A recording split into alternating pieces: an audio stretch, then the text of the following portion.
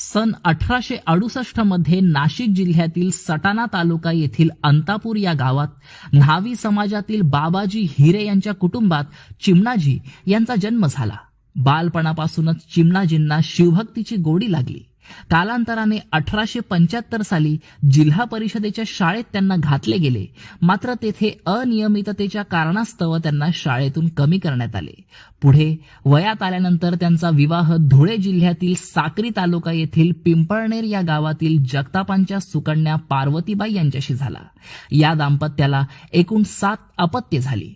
त्यातील 4थ्या अपत्याच्या जन्माआधी एक अद्भुत घटना घडली. एका शिवयोग्याने चिमणाजींना दृष्टांत दिला. मस्तकी जटाभार, कमरेला पितांबर, कपाळावर त्रिपुंड, गळ्यात रुद्राक्ष माळा, काखेत झोळी, हातात कमंडलू, तेजपुंज कांती असा हा शिवयोगी चिमणाजींना आशीर्वाद देऊन म्हणाला, तुझ्या निष्काम भक्तीवर मी अत्यंत प्रसन्न झालो आहे. जगत कल्याणासाठी मी स्वतः तुझ्या पत्नीच्या उदरी जन्म घेईल असे म्हणून तो शिवयोगी अंतर्ध्यान पावला. दुसऱ्या दिवशी चिमणाजींनी आपल्या पत्नीला त्या दृष्टांताविषयी सांगितले.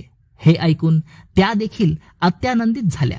काही दिवसातच चिमणाजींच्या पत्नी पार्वतीबाई यांना दिवस गेले आणि दिनांक 21 नोव्हेंबर 1898 रोजी सूर्यास्ताच्या समयी एका असाधारण बालकाचा जन्म झाला आणि जणू हिरे घराण्याची कैक पिढींची असलेली पुण्याई चिमणाजी व त्यांच्या पत्नीची पूर्वजन्मीचे सुकृत ह्या जन्मीची शिवभक्ती ही फळाला आली आणि समस्त कुटुंबात आनंदी आनंद झाला.